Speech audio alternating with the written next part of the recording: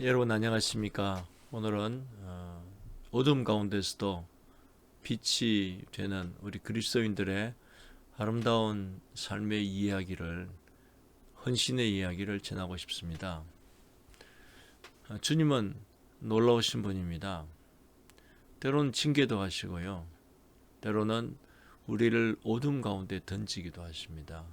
그러나 그 어둠이 우리를 절대 이기게 만들지는 못합니다. 특별히 교회와 주님을 사랑하는 성도들을 그 어둠이 결코 이기게 만들지 못하는 그런 이야기를 나누고 싶습니다.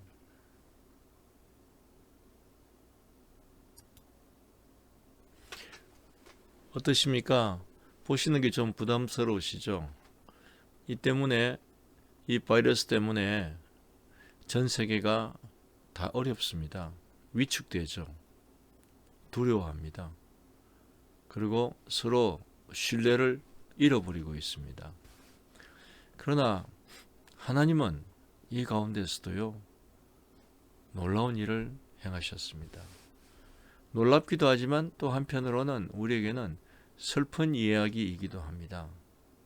그러나 슬프기만 한 것은 아닙니다. 슬프지만 소망이 되고 슬프지만 용기를 주는 그런 아름다운 이야기를 우리가 함께 나누고 싶습니다. 리 월리양이라고 하는 중국의 의사 선생님에 대한 이야기입니다. 이분은 안과 전문이라고 알려져 있습니다. 중국에서 코로나 바이러스, 처음에는 우한 폐렴이라고 알려져 있었죠. 그 코로나 바이러스에 대한 그 경계를 제일 먼저 정부나 또 사람들에게 알렸던 선생님입니다.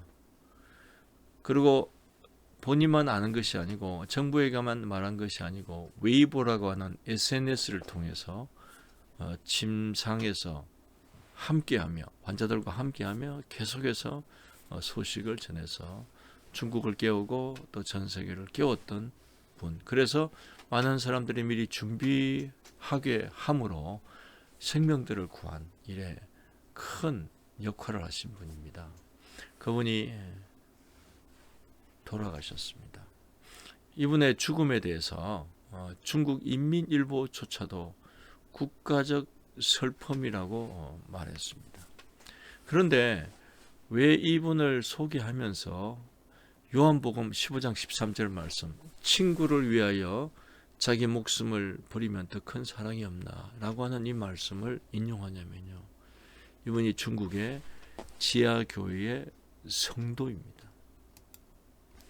리는 공안에 소환되어 있습니다. 그래서 그가 SNS를 통해서 알려주는 정보가 거짓 정보이고, 그로 말미암아 사회 질서를 심각하게 교란하게 만든다고 인정하라는 그런 진술서에 서명할 것을 강조당했습니다.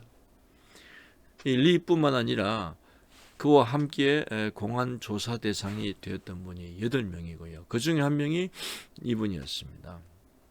그런데 놀라운 것은 이분을 포함한 그 8명이 다 중국의 지하교회 성도들이라는 것입니다. 이 성도들은 친구들이, 자기 동족들이 그 병을 모르고 위험에 빠지는 것을 받아들일 수가 없어서 정부의 반대에도 무릅쓰고 정부의 경고에도 무릅쓰고 말을 하기 시작하고 알리기 시작하고 전 세계에 알리기 시작한 것입니다. 그는 1월 10일에 기침을 시작했다고 하고요. 그 다음 날 열이 났습니다. 그리고 1월 30일 그가 감염 진단을 받았다고 합니다. 그리고 2월 7일 오전 2시에 하나님의 부르심을 받았습니다. 우리는 중국 지하교회 관련해서 많은 이야기들을 들었습니다. 많은 아름다운 이야기, 그들이 견딘 그 수많은 박해와 또 고난, 그런 가운데 승리한 믿음의 이야기들, 또 그런 어려움 가운데서도 폭발적으로 성장하는 교회들에 관한 정말 복된 소식을 많이 들었습니다.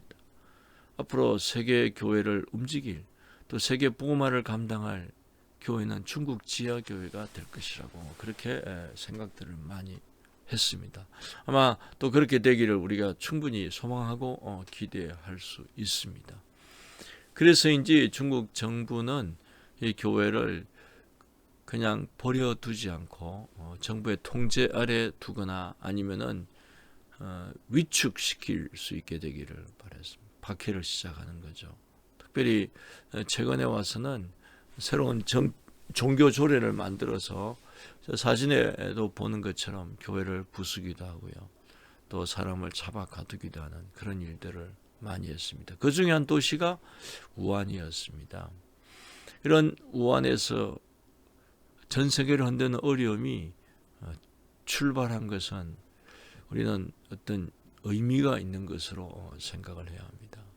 그러나 그 의미에 어둠의 의미가 있는 것이 아니라 어둠의 이야기만 있는 것이 아니라 놀라운 것은 하나님께서 그런 어둠의 자리에서 가장 어둠이 깊은 자리에서 새벽이 오듯이 아침이 오듯이 빛의 소식을 꺼내시는 것입니다. 저는 가끔 오히려 중국 분들이 중국 지하교회가 또 중국 교회가 이전 같지 않고 좀 느슨해진다고 하는, 그래서 좀 경계하는 또 경고하는 그런 사역을 하는 분들을 만난 적도 있습니다. 그러나 참 놀라운 것은 느슨해진다고 경고하는 그런 가운데서도 이런 친구를 위하여 목숨을 버리는, 목숨을 버려서 친구의 생명을 사는, 자기의 생명과 친구의 생명을, 동족의 생명을 맞바꾸는 그런 아름다운 믿음의 이야기를 우리가 계속해서 듣는 것입니다. 교회는 지하에 있지만은 그 교회는 사랑을 가지고 있고요. 그 사랑을 위해서 순교조차 할 수 있는, 그래서 사도 요한이 말한 것처럼 사랑에는 두려움이 없고 온전한 사랑은 두려움을 이긴다고 말씀한 바로 그런 사랑의 이야기로 우리 주님은 빛이 나도록 우한의 어두움 가운데서, 우한이란 도시는 어둡고 중국의 여러 가지 면들은 어두운 면이 있겠지만 우한의 교회는 빛나도록 횃불을 높이 드시는 그런 우리 주님의 멋진 솜씨 보고 있는 것입니다. 이 리는 앞으로도 그렇고 특별히 하나님의 나라에서 아름다운 이름으로 영원히 빛날 것입니다. 우리가 지금 듣고 있는 음악에도 각 악기마다 소리의 특색이 있지 않습니까? 또 사람마다 다 그 독특한 목소리의 특징이 있습니다. 그렇듯이 하나님도요, 하나님의 아주 고유한 컬러가 있습니다. 고유한 특성이 있습니다. 하나님은 정말 하고 싶은 말, 정말 마음에 담긴 깊은 이야기를 하고 싶을 때 그 이야기의 주제는 사랑입니다. 그런데 그 사랑을 카페나 혹은 분위기 좋은 식당에서 또 도서관에서 그렇게 낭만적으로 말씀하시는 게 아니라 오늘 이 리의 이야기처럼 죽음을 이기는, 죽음의 두려움을 이기는 그런 이야기로, 빛으로 말씀하기를 기뻐하신다는 것입니다. 대표적인 것이 누굽니까? 바로 우리의 주님이신 예수님입니다. 하나님은 마지막 날 아들을 통해서 말씀하신다고 하셨습니다. 그 아들이 어떻게 말씀하셨습니까? 바로 죽음으로 말씀하십니다. 피로 말씀하시는 겁니다.